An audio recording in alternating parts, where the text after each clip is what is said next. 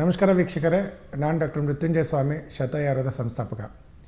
ಇವತ್ತಿನ ಕಾರ್ಯಕ್ರಮ ಬಂದುಬಿಟ್ಟು ಅಜೂಸ್ಪರ್ಮಿಯಾ ಇರೋರಿಗೆ ಡೋನರ್ ಸ್ಪರ್ಮ್ ಬೇಕಾಗಿಲ್ಲ ಅಂತ. ಹೌದು, ತಾವು ನೋಡಿರ್ಬೋದು, ಎಲ್ಲೇ ಕೂಡ ಯಾವುದೇ ಒಂದು IVF ಸೆಂಟ್ರಿಗೆ ಹೋದರೆ ಅಥವಾ ಎಲ್ಲೇ ಇನ್ಫರ್ಟಿಲಿಟಿ ಎಕ್ಸ್ಪರ್ಟ್ ಹತ್ರ ಹೋದಾಗೆ ನಿಮ್ಮ ಸೆಮೆನ್ ಅನಾಲಿಸಿಸ್ ಮಾಡಿಬಿಟ್ಟು ಕೌಂಟ್ ಕಡಿಮೆ ಇತ್ತು ಅಥವಾ ಮೊಟಿಲಿಟಿ ಕಡಿಮೆ ಇತ್ತು, ಅದರಲ್ಲೂ ಸ್ಪೆಷಲಿ ಅಜೂಸ್ಪರ್ಮಿಯಾ ಅಂದರೆ ಝೀರೋ ಸ್ಪರ್ಮ್ ಕೌಂಟ್ ಇತ್ತು ಅಂದರೆ ಪ್ರತಿಯೊಂದು ಡಾಕ್ಟ್ರು ನಿಮ್ಗೆ ಹೇಳೋದು ಡೋನರ್ ಸ್ಪರ್ಮಿಗೆ ಹೋಗಿ ನಿಮ್ಮ ಸ್ಪರ್ಮಲ್ಲಿ ಆಗೋದಿಲ್ಲ ಅಂತ. ಇನ್ನು ಕೆಲವೊಂದು ತಾವು IVF ಸೆಂಟ್ರಲ್ಲಿ ನೋಡಿರ್ಬೋದು, ಇಲ್ಲ ನಿಮ್ಮದು ಝೀರೋ ಕೌಂಟ್ ಇದ್ದರೂ ಕೂಡ ನಾವು ಮೈಕ್ರೋಟೇಸಾ ಮಾಡಿಬಿಟ್ಟು ಆ ಸ್ಪರ್ಮ್ಸ್ನ ತೆಕ್ಕೊಂಡು ಅದನ್ನು ವಾಶ್ ಮಾಡಿಬಿಟ್ಟು IVF ಮಾಡೋಣ ಅಂತ 2-3 IVF ಮಾಡ್ತಾರೆ. ಅದು ಕೂಡ ಫೇಲ್ ಆಗುತ್ತೆ. ಫೇಲ್ ಆದಾಗೆ ನಿಮಗೆ ಕೊನೆಗೆ ಒಂದು ಹೆದರಿಸೋದೇನು ಅಂತಂದರೆ, ಇನ್ನು ನಿಮ್ಮ ಸ್ಪರ್ಮಿಂದ ಮಗು ಆಗೋದಿಲ್ಲ, ಸೊ ಅದಕ್ಕೆ ತಾವು ಡೋನರ್ ಸ್ಪರ್ಮಿಗೆ ಕಂಪಲ್ಸರಿ ಹೋಗಲೇಬೇಕು ಅಂತ ಒಂದು ಹೆದರಿಸ್ತಾರೆ. ಬಟ್ ಆ್ಯಕ್ಚುಲಿ ಹೇಳಬೇಕು ಅಂತಂದರೆ, ನಾವು ಶತಾಯುನಲ್ಲಿ 125 ವರ್ಷದಿಂದ ಈ ಅಜೂಸ್ಪರ್ಮಿಯಾಗೆ ಟ್ರೀಟ್ಮೆಂಟ್ ಕೊಡ್ತಾಯಿದ್ದೀವಿ.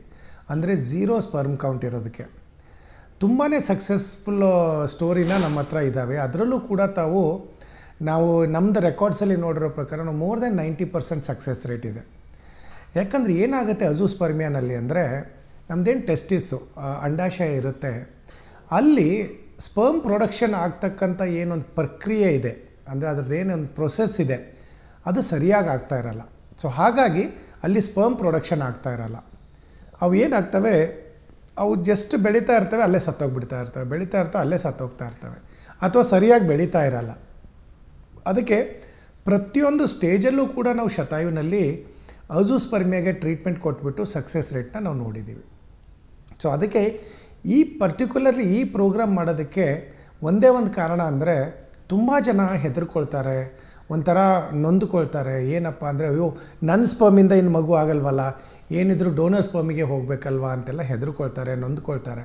ಬಟ್ ಇನ್ನು ಮುಂದೆ ಆ ಒಂದು ಇದು ನಿಮಗೆ ಪಶ್ಚಾತ್ತಾಪ ಪಡೋದು ಬೇಕಾಗಿಲ್ಲ. ಯಾಕಂದರೆ ಡೋನರ್ ಸ್ಪರ್ಮಿಗೆ ಹೋಗೋದು ಬೇಕಾಗಿಲ್ಲ. 99% ಅಜೂಸ್ಪರ್ಮಿಯಾ ಕೇಸಲ್ಲಿ ಅಲ್ಲಿ ಏನೋ ಒಂದು ನಿಮಗೆ DNA ಪ್ರಾಬ್ಲಮ್ ಇರುತ್ತೆ, ಅಲ್ಲಿ ಏನಾದರೂ ಒಂದು ಸ್ಟ್ರಕ್ಚರಲ್ ಡಿಫಾರ್ಮಿಟಿ ಇರುತ್ತೆ, ಅಥವಾ ಏನಾದರೂ ಹಾರ್ಮೋನಲ್ ಇಂಬ್ಯಾಲೆನ್ಸ್ ಆಗಿರುತ್ತೆ. ಹಾಗಾಗಿ ಅವಕ್ಕೆ ಸರಿಯಾಗಿ ಸ್ಪರ್ಮ್ ಉತ್ಪತ್ತಿ ಮಾಡ್ತಕ್ಕಂಥ ಏನೋ ಒಂದು ಪ್ರಕ್ರಿಯೆ ಇದೆ, ಅದು ಸರಿಯಾಗಿ ಆಗ್ತಾ ಇರಲ್ಲ. ಹಾಗಾಗಿ ನಿಮ್ಮಲ್ಲಿ ಸ್ಪರ್ಮ್ ಪ್ರೊಡಕ್ಷನ್ ಆಗದೇ ಇರೋದಕ್ಕೆ ಝೀರೋ ಕೌಂಟ್ ಬರ್ತಾ ಇರುತ್ತೆ. ನಾವು ಶತಾಯುನಲ್ಲಿ ಏನು ಮಾಡ್ತೀವಿ ಅಂದರೆ, ಒಂದು ಫರ್ಟಿಲಿಟಿ ಡಿಟಾಕ್ಸ್ ಅಂತಲೇ ಇದೆ. ಅದನ್ನು ಮಾಡಿದ ಮೇಲೆ ಏನಾಗುತ್ತೆ ಅಂದರೆ, ಅದೇನು ಪ್ರೊಡಕ್ಷನ್ ಆಗಬೇಕಂತ ಒಂದು ಪ್ರೊಸೆಸ್ ಇದೆ, ಅದನ್ನು ಒಂದು ಸ್ವಲ್ಪ ನೀಟಾಗಿ ಸ್ಪೀಡಪ್ ಮಾಡುತ್ತೆ. ಪ್ಲಸ್ ಜೊತೆಗೆ ಅದು ಎದರಿಂದ ಅದು ಕುಂಠಿತವಾಗಿದೆ, ಅಂದರೆ ಪ್ರೊಡಕ್ಷನ್ ಪ್ರೊಸೆಸ್ಸು ಏನಕ್ಕೆ ಅದು ಸ್ಟಾಪ್ ಆಗಿದೆ ಅಥವಾ ರೆಡ್ಯೂಸ್ ಆಗಿದೆ, ಸರಿಯಾಗಿರ್ತಕ್ಕಂಥ ಸ್ಪರ್ಮ್ ಪ್ರೊಡಕ್ಷನ್ನೇ ಆಗ್ತಾಯಿಲ್ಲ ಅನ್ನೋದೇನು ಒಂದು ರೀಸನ್ ಇದೆ, ಅದನ್ನು ನಾವು ಫಸ್ಟು ತೆಗಿಯೋಕ್ಕೆ ಫರ್ಟಿಲಿಟಿ ಡಿಟಾಕ್ಸ್ ಅಂತ ಮಾಡ್ತೀವಿ. ಜೊತೆಗೆ ಒಂದು 6 ತಿಂಗಳಿಂದ 9 ತಿಂಗಳು ಮ್ಯಾಕ್ಸಿಮಮ್, ಕೆಲವೊಬ್ಬರಿಗೆ 1 ಇಯರ್ವರೆಗೆ ನಾವು ಟ್ರೀಟ್ಮೆಂಟ್ ಕೊಡ್ತೀವಿ, ಮೆಡಿಸಿನ್ ಕೊಡ್ತೀವಿ, ಹೊಟ್ಟೆಗೆ ಮೆಡಿಸಿನ್ ಕೊಡ್ತೀವಿ. ತಾವು ಎವ್ರಿ 2 ಮಂತ್ಸು 3 ಮಂತ್ಸು ನಾವು ಸೆಮೆನ್ ಅನಾಲಿಸಿಸ್ ಮಾಡಿದಾಗೆ ಅಲ್ಲಿ ಸ್ವಲ್ಪ ಸ್ಲೋ ಆಗಿ 1000, 5000, 10,000, 20,000, ಆಮೇಲೆ 1 ಮಿಲಿಯನ್, 2 ಮಿಲಿಯನ್ ಅಂತ ಕೌಂಟ್ ಇಂಪ್ರೂವ್ ಆಗ್ತಾ ಹೋಗುತ್ತೆ. ಇನ್ನು ಕೆಲವೊಂದು ಕೇಸಲ್ಲಿ ನಾವು ನೋಡಿದ್ದೀವಿ ಅಜೂಸ್ಪರ್ಮಿ, ಅದರಲ್ಲೂ ಸೆಮೆನಲ್ ವೆಸೈಕಲ್ ಏನಾದರೂ ಬ್ಲಾಕ್ ಇತ್ತು ಅಂದರೆ ತುಂಬ ಜನ ಪಾಪ ಅದನ್ನು ಸರ್ಜರಿ ಕೂಡ ಮಾಡಿಸ್ಕೊಳ್ತಾರೆ. ಎಷ್ಟೊಂದು ಜನಕ್ಕೆ ನಾನು ಇದರಲ್ಲಿ ಏನು ಎಜುಕೇಟ್ ಮಾಡಬೇಕು ಅನ್ಕೋತಾ ಇದ್ದೀನಿ ಅಂದರೆ, ನಮ್ಮ ಹತ್ರ 99% ಕೇಸಸ್ ಬರೋರೆಲ್ಲರೂ ಅಜೂಸ್ಪರ್ಮಿಯಾ, ಝೀರೋ ಸ್ಪರ್ಮ್ ಕೌಂಟ್ ಇರೋರು. ಅವ್ರಿಗೆ ಒಂದಿಲ್ಲ ಒಂದು ಕಾರಣದಿಂದ ಸ್ಪರ್ಮ್ ಆಚೆ ಬರ್ತಾ ಇರಲ್ಲ. ಬಟ್ ಎಷ್ಟೊಂದು IVF ಸೆಂಟ್ರಲ್ಲಿ ನಾನು ನೋಡಿದ್ದೀನಿ, ತುಂಬಾ ಮಿಸ್ಲೀಡ್ ಮಾಡ್ತಾರೆ ಪಾಪ ಅವರಿಗೆ. ಏನು ಅಂದರೆ, ಇನ್ನು ನಿಮ್ಮ ಹತ್ರ ಉತ್ಪತ್ತಿನೇ ಆಗೋದಿಲ್ಲ, ನಿಮ್ಮ ಪ್ರೊಡಕ್ಷನ್ನೇ ಆಗೋದಿಲ್ಲ, ಆಗಿರೋದು ಆಚೆ ಬರೋಕ್ಕಾಗ್ತಾಯಿಲ್ಲ, ಅಲ್ಲಿ ಬ್ಲಾಕ್ ಇದೆ ನಿಮಗೆ, ಆಮೇಲೆ ವೆರಿಕೋಸಿಲ್ ಇದೆ, ಎಪಿಡೆಮಿಸ್ ಎಲ್ಲ ಇನ್ಕ್ರೀಸ್ ಆಗಿದೆ, ಹೈಡ್ರೋಸಿಲ್ ಇದೆ, ಏನೆಲ್ಲ ಹೇಳಿಬಿಟ್ಟು ಒಂದಷ್ಟು ಸರ್ಜರಿಗಳು ಮಾಡಿಸ್ತಾರೆ, ಒಂದಷ್ಟು ಟ್ರೀಟ್ಮೆಂಟ್ಗಳು, ಹಾರ್ಮೋನಲ್ ರೀಪ್ಲೇಸ್ಮೆಂಟ್ ಥೆರಪೀಸ್ ಎಲ್ಲ ಮಾಡ್ತಾ ಇರ್ತಾರೆ, ಅಂದರೂ ಕೂಡ ರಿಸಲ್ಟ್ ಸಿಗೋದಿಲ್ಲ. ತುಂಬ ಜನಕ್ಕೆ ನೋಡಿದ್ದೀನಿ ನಾನು. ಪಾಪ ನಮ್ಮದು ಕನ್ಸಲ್ಟೇಷನ್ಗೆ ಬಂದಾಗೆ ಅರ್ಧಕ್ಕೆ ಜನ ಹತ್ಕೊಂಡ್ಬಿಟ್ಟು ಹೇಳ್ತಾರೆ, ಡಾಕ್ಟ್ರ್ ನನ್ನ ಸ್ಪರ್ಮಿಂದ ಮಗು ಆಗಲ್ವಂತೆ, ಇನ್ಯಾವುದೋ ಡೋನರ್ ಸ್ಪರ್ಮಿಂದ ಹೋಗಬೇಕು ಅಂತ. ಬಟ್ ಅದನ್ನು ಬೇಕೇ ಆಗಿಲ್ಲ. ಯಾಕಂದರೆ ನಮ್ಮ ಹತ್ರ ಮಾತ್ರ ನಾವು 125 ವರ್ಷದಿಂದ ಶತಾಯುನಲ್ಲಿ ನಾವು ಮಕ್ಕಳಿಲ್ಲದೆ ಇರೋರಿಗೆ ಮಾತ್ರ ಟ್ರೀಟ್ಮೆಂಟ್ ಕೊಡೋದ್ರಲ್ಲಿ ಎಕ್ಸ್ಪರ್ಟಿ ಇರೋದ್ರಿಂದ, ತಾವು ಕೂಡ ಅಜೂಸ್ಪರ್ಮಿಯಾ ಏನಾದರೂ ಇತ್ತು ಅಥವಾ ಕೌಂಟ್ ಕಡಿಮೆ ಇದೆ, ಮೊಟಿಲಿಟಿ ತುಂಬ ಡೌನ್ ಇದೆ ಅಂತಂದರೆ ಏನು ಹೆದರ್ಕೊಳ್ಳೋದು ಬೇಕಾಗಿಲ್ಲ. ಕೆಳಗಡೆ ಬರ್ತಾ ಇರ್ತಕ್ಕಂಥ ನಂಬರಿಂದ ತಾವು ಒಂದು ಸರಿ ರಿಪೋರ್ಟ್ಸ್ ಎಲ್ಲ ಕಳಿಸ್ತು ಅಂತಂದರೆ ನಮ್ಮ ಡಾಕ್ಟ್ರ್ ನಿಮಗೆ ಕನ್ಸಲ್ಟೇಷನ್ ಮಾಡಿಬಿಟ್ಟು ನನಗೆ ಕನೆಕ್ಟ್ ಮಾಡ್ತಾರೆ. ಆಮೇಲೆ ಎಷ್ಟೊಂದು ಕೇಸಲ್ಲಿ ತಾವು ಇಲ್ಲಿವರೆಗೆ ಬರೋದು ಬೇಕಾಗಿಲ್ಲ. ನಾವು ಕೆಲವೊಂದು ಟೆಸ್ಟ್ಗಳಲ್ಲಿ ಏನು ಮಾಡಬೇಕು ಅಂತ ಹೇಳಿರ್ತೀವಿ, ಅದಷ್ಟು ಮಾಡಿ ತಾವು ಇಲ್ಲಿ ಕಳಿಸ್ಬಿಡ್ತು ಅಂತಂದರೆ ಸಾಕು. ಆಮೇಲೆ ಇನ್ನು ಕೆಲವೊಬ್ರು ಅಂದ್ಕೊಳ್ತಿರ್ತಾರೆ, ಅದು ಹೆಂಗೆ ಅಜೂಸ್ಪರ್ಮಿಯಾನಲ್ಲಿ ಅಲ್ಲಿ ಸ್ಪರ್ಮೇ ಪ್ರೊಡಕ್ಷನ್ ಆಗ್ತಾಯಿಲ್ಲ, ಇದು ಏನಕ್ಕೆ ಹಿಂಗೆ ಹೇಳ್ತಾ ಇದ್ದಾರೆ ಆಯುರ್ವೇದಿಕ್ ಡಾಕ್ಟ್ರು ಅಂತ. ನಾನು ಎಷ್ಟೊಂದು ಕೇಸಲ್ಲಿ ನೋಡಿದ್ದೀನಿ, ಅಜೂಸ್ಪರ್ಮಿಯಾನ ಟ್ರೀಟ್ಮೆಂಟ್ ಕೊಡಬೇಕಾದ್ರೆ ಸ್ಪರ್ಮ್ ಪ್ರೊಡಕ್ಷನು ಆಗಲ್ಲ. ಯಾಕಂದರೆ ಇವನ್ ನೀವು ಒಂದು 6 ಮಂತ್ಸು 9 ಮಂತ್ಸ್ ಟ್ರೀಟ್ಮೆಂಟ್ ಕೊಟ್ಟಾಗೂ ಕೂಡ ಸೆಮೆನ್ ಅನಾಲಿಸಿಸ್ ಮಾಡಿದಾಗೆ ಅವಾಗೂ ಕೂಡ ಅಜೂಸ್ಪರ್ಮಿಯಾ ಅಂತ ಬರುತ್ತೆ. ಬಟ್ ಆವಾಗ ನಿಮಗೆ ಒಂದು ಪ್ಲಸ್ ಪಾಯಿಂಟ್ ಇದೆ. ಏನು ಅಂತಂದರೆ, ತಾವು ಯಾವುದೇ IVF ಸೆಂಟ್ರಿಗೆ ಹೋದಾಗ ನೋಡಿರ್ಬೋದು, ಅವರು ಮೆಜಾರಿಟಿ ಟೈಮ್ ನಿಮಗೆ ಅಜೂಸ್ಪರ್ಮಿಯಾ ಬಂದಿದ್ದ ತಕ್ಷಣ ಒಂದು ಮೈಕ್ರೋ ಟೇಸಾ ಮಾಡೋಣ, ಅದರಲ್ಲಿ ಒಂದಷ್ಟು ಸ್ಪರ್ಮ್ ಸಿಗುತ್ತೆ, ಅದನ್ನು ವಾಶ್ ಮಾಡಿಬಿಟ್ಟು ಹಾಕೋಣ, IVF ಸಕ್ಸಸ್ ಆಗುತ್ತೆ ಅಂತಾರೆ. ತಾವು ಕೂಡ ಅದರಲ್ಲಿ ಟ್ರೈನೂ ಕೂಡ ಮಾಡಿರ್ಬೋದು, ಬಟ್ ಸಕ್ಸಸ್ ರೇಟ್ ತುಂಬ ಕಡಿಮೆ ಇದೆ, ಆಗೋದಿಲ್ಲ.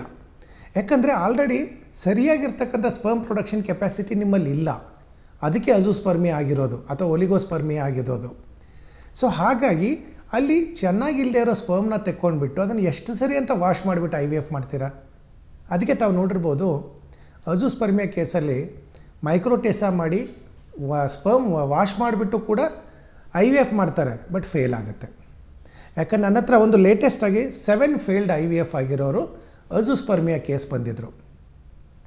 ಅವರಂತೂ ಹೋಪ್ ಕಳ್ಕೊಂಡ್ಬಿಟ್ಟಿದ್ರು, ನನಗೆ ಡೋನರ್ ಸ್ಪರ್ಮ್ ಬೇಡ, ನಾನೊಂದು ಅಡಾಪ್ಷನ್ಗೆ ಹೋಗ್ಬಿಡ್ತೀನಿ ಮಗುವಿಗೆ, ಬೇಡ ನನಗೆ ಇನ್ಯಾರ್ದೋ ಸ್ಪರ್ಮಿಂದ ಮಗು ಮಾಡ್ಕೊಳ್ಳೋದು ಬೇಡ ಅಂತ ಪಾಪ ಹೆದರ್ಕೊಂಡು ಬಂದಾಗೆ ಅವ್ರಿಗೆ ತುಂಬ ಚೆನ್ನಾಗಿ ಕೌನ್ಸಿಲಿಂಗ್ ಮಾಡಿಬಿಟ್ಟು ಕನ್ವಿನ್ಸ್ ಮಾಡಿ ಅವ್ರಿಗೆ ಹೇಳಿದ್ವಿ, 1 ವರ್ಷ ಟ್ರೈ ಮಾಡಿ, ಹೇಗೂ ತಾವು ಮಗುನ ಅಡಾಪ್ಟ್ ಮಾಡ್ಕೊಳ್ಳೋಕೆ ಹೋಗ್ತಾಯಿದ್ದೀರ, 1 ಇಯರ್ ಬಿಟ್ಟು ಅಡಾಪ್ಟ್ ಮಾಡ್ಕೊಳ್ಳಿ, 1 ಇಯರಲ್ಲಿ ಶೂರಾಗಿ ನಾವು ನಿಮ್ಗೊಂದು ಒಳ್ಳೆ ರಿಸಲ್ಟ್ ಕೊಡ್ತೀವಿ ಅಂತ ಅವ್ರಿಗೆ ಕಾನ್ಫಿಡೆನ್ಸ್ ಕೊಟ್ಟಾಗೆ ಪಾಪ 1 ಇಯರ್ ಟ್ರೀಟ್ಮೆಂಟ್ ತೊಗೊಂಡ್ರು. ಈಗ ಅವರಿಗೆ ಟ್ರಿಪ್ಲೆಟ್ಸ್ ಮಗು ಇದೆ.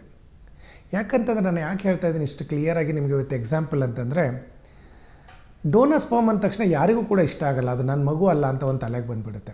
ಸೊ ನಿಮ್ಮದೇ ಸ್ಪರ್ಮಿಂದ ಆಗೋ ಒಂದು ಪರಿಸ್ಥಿತಿ ಇದ್ದಾಗೆ ಅದನ್ನು ಏನಕ್ಕೆ ಕೈಯಿಂದ ತಪ್ಪಿಸ್ಬೇಕು. ಹಾಗಾದರೆ ಡಾಕ್ಟರ್, ಹೌದು ನೀವು ಅಷ್ಟೆಲ್ಲ ಕಾನ್ಫಿಡೆಂಟಾಗಿ ಚೆನ್ನಾಗಿದೆ ಟ್ರೀಟ್ಮೆಂಟು ಅಂತ ಹೇಳ್ತಾ ಇದ್ದಾರೆ, ಬಟ್ ಈ ಸೋ ಕಾಲ್ಡ್ IVF ಸೆಂಟರ್ಗಳಲ್ಲಿ ಡಾಕ್ಟ್ರುಗಳು ಯಾಕೆ ಕೇಸನ್ನ ರಿಜೆಕ್ಟ್ ಮಾಡಿಬಿಟ್ಟು ಡೋನರ್ ಸ್ಪರ್ಮಿಗೆ ಹೋಗೋಕ್ಕೆ ಹೇಳ್ತಾರೆ. ಇದನ್ನು ತಿಳ್ಕೊಳ್ಳಿ ತಾವು. ಆಯುರ್ವೇದ ಮತ್ತು ಯುನಾನಿನಲ್ಲಿ ಬಿಟ್ಟರೆ ಅಜೂಸ್ಪರ್ಮಿಯಾ ಅಥವಾ ಒಲಿಗೋಸ್ಪರ್ಮಿಯಾ ಅಥವಾ ಎರೆಕ್ಟೈಲ್ ಡಿಸ್ಫಂಕ್ಷನು, ಪ್ರಿಮೇಚರ್ ಇಜಾಕ್ಯುಲೇಷನ್ಗೆ ಬಿಟ್ಟರೆ ಬೇರೆ ಇನ್ನು ಯಾವ ಸಿಸ್ಟಮಲ್ಲೂ ಅದಕ್ಕೆ ಟ್ರೀಟ್ಮೆಂಟ್ ಇಲ್ಲ. ಅಲ್ಲೊಂದು ಲಿಮಿಟೇಷನ್ ಇದೆ. ಹೇಗೆ ಆಯುರ್ವೇದದಲ್ಲಿ ನಾವು ಸರ್ಜರಿ ಜಾಸ್ತಿ ಮಾಡೋಕ್ಕಾಗಲ್ಲ, ಹಾಗೆ ಬೇರೆ ಸಿಸ್ಟಮಲ್ಲೂ ಕೂಡ ಈ ಚೆನ್ನಾಗಿ ಬೆಳೀದೇ ಇರತಕ್ಕಂಥ ಸ್ಪರ್ಮ್ನ ಚೆನ್ನಾಗಿ ಬೆಳೆಯೋಕ್ಕೆ ಔಷಧಿಗಳಿಲ್ಲ ಅವ್ರ ಹತ್ರ. ಬಟ್ ನಮ್ಮಲ್ಲಿ ತುಂಬಾ ಚೆನ್ನಾಗಿದೆ. ಅದರಲ್ಲೂ 125 ವರ್ಷದಿಂದ ನಾವು ಇದ್ರ ಮೇಲೆ ತುಂಬಾ ರಿಸರ್ಚ್ ಮಾಡಿದ್ದೀವಿ. ಹಾಗಾಗಿ ಏನಿಲ್ಲ ಅಂದರೆ ಲಕ್ಷಾನುಗಟ್ಟಲೆ ಕಪಲ್ಸ್ಗಳಿಗೆ ಮಕ್ಕಳಾಗಿದೆ.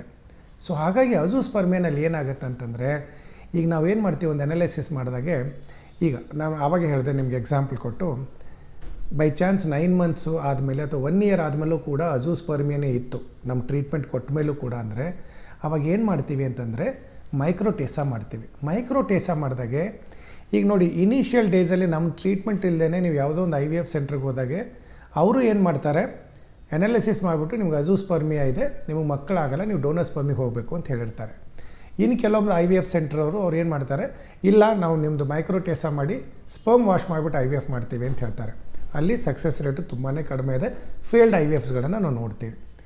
ಇಲ್ಲಿ ನಮ್ಮದು ಅಡ್ವಾಂಟೇಜ್ ಏನು ಅಂದರೆ, ನಿಮಗೆ 9 ಮಂತ್ಸು ಅಥವಾ 1 ಇಯರ್ ನಾವು ಟ್ರೀಟ್ಮೆಂಟ್ ಕೊಟ್ಟ ಮೇಲೆ ಆವಾಗೂ ಕೂಡ ಅಜೂಸ್ಪರ್ಮಿಯಾ ಇತ್ತು, ಕೌಂಟ್ 0ನೇ ಬರ್ತಾಯಿತ್ತು ಸೆಮೆನ್ ಅನಾಲಿಸಿಸಲ್ಲಿ, ಅಂದರೆ ಆವಾಗೆ ಮೈಕ್ರೋಟೇಸಾ ಮಾಡಿದರೆ ನಿಮಗೆ ಟೆಸ್ಟಿಸಲ್ಲಿ ಒಳ್ಳೆ ಕ್ವಾಲಿಟಿಯಾಗಿ ಬೆಳೆದಿರ್ತಕ್ಕಂಥ 100-150 ಮೇಲೆ ಒಂದು ಆಲ್ಮೋಸ್ಟ್ 1000 ಗಟ್ಟಲೆ ಒಳ್ಳೆ ಕ್ವಾಲಿಟಿ ಸ್ಪರ್ಮ್ ಸಿಗುತ್ತೆ.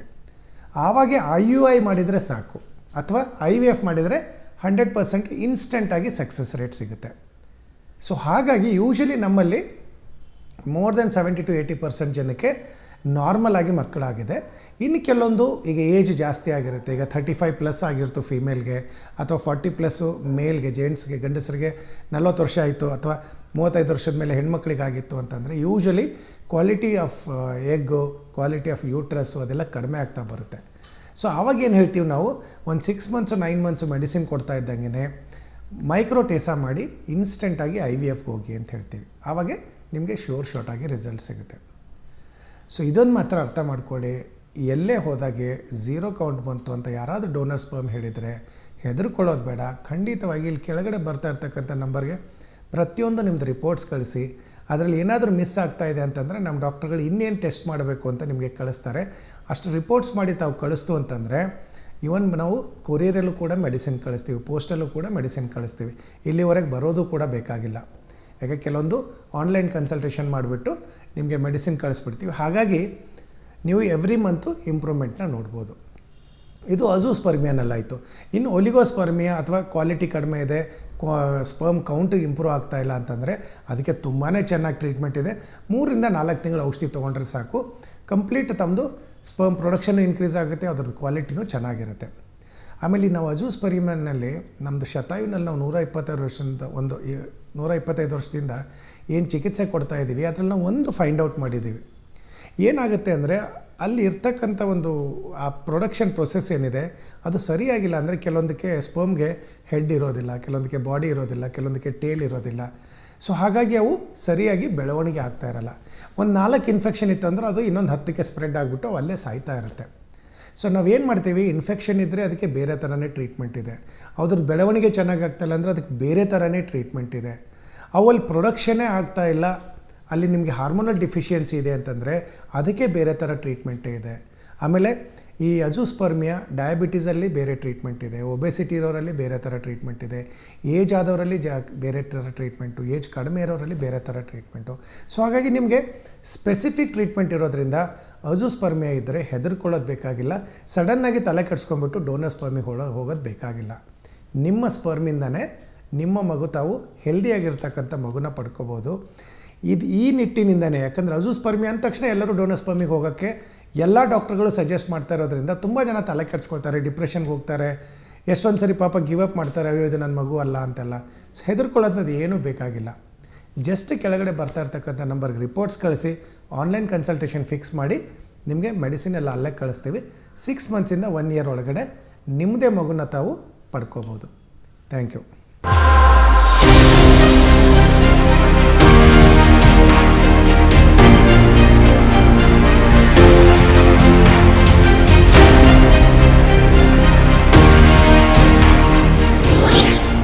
ಶತಾಯು ಆಯುರ್ವೇದ ಸೆಂಟರ್ ಸುಮಾರು 120 ವರ್ಷಗಳ ಇತಿಹಾಸ ಹೊಂದಿರುವಂತಹ ಈ ಆಯುರ್ವೇದ ಸೆಂಟರ್ ಆಯುರ್ವೇದ ಕ್ಷೇತ್ರದಲ್ಲಿ ಮಹತ್ತರವಾದ ಸಾಧನೆ ಮಾಡಿದೆ.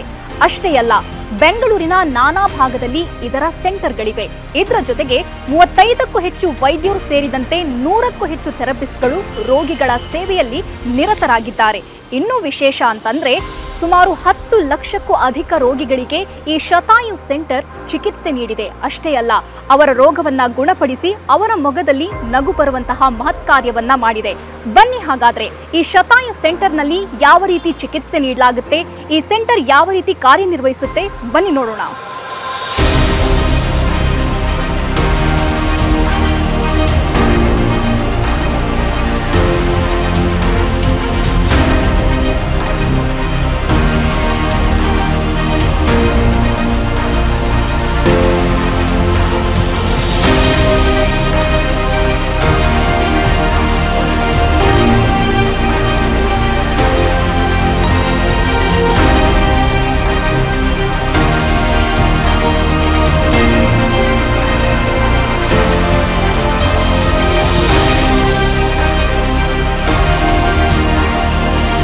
ನೋಡಿದ್ರಲ್ಲ, ಶತಾಯು ಆಯುರ್ವೇದ ಕ್ಲಿನಿಕ್ ಯಾವ ರೀತಿ ಕಾರ್ಯನಿರ್ವಹಿಸುತ್ತೆ, ಉತ್ತಮವಾದ ಚಿಕಿತ್ಸೆ ನೀಡುತ್ತೆ ಅನ್ನೋದನ್ನ. ತಾವೇನಾದರೂ ಒಬೆಸಿಟಿ, ಡಯಾಬಿಟೀಸ್, PCOD ಅಥವಾ ಗರ್ಭಧಾರಣೆಯ ಸಮಸ್ಯೆ, ಕೀಲು ನೋವು, ಗಂಟು ನೋವು ಇಂತಹ ಯಾವುದಾದ್ರೂ ಸಮಸ್ಯೆಯಲ್ಲಿ ಬಳಲ್ತಾ ಇದ್ರೆ ಬೆಂಗಳೂರಿನ ನಾನಾ ಭಾಗದಲ್ಲಿ ಶತಾಯು ಆಯುರ್ವೇದ ಕ್ಲಿನಿಕ್ನ ಸೆಂಟರ್ಗಳಿವೆ. ನಿಮ್ಮ ಹತ್ತಿರದ ಸೆಂಟರ್ಗೆ ಹೋಗಿ ತಾವು ಚಿಕಿತ್ಸೆ ಪಡೆಯಬಹುದಾಗಿದೆ. ಹಾಗಾದ್ರೆ ಯಾಕೆ ತಡ? ಅಡ್ರೆಸ್ ಪ್ಲೇಟ್ ಇಂತಿದೆ, ನೋಟ್ ಮಾಡ್ಕೊಳ್ಳಿ.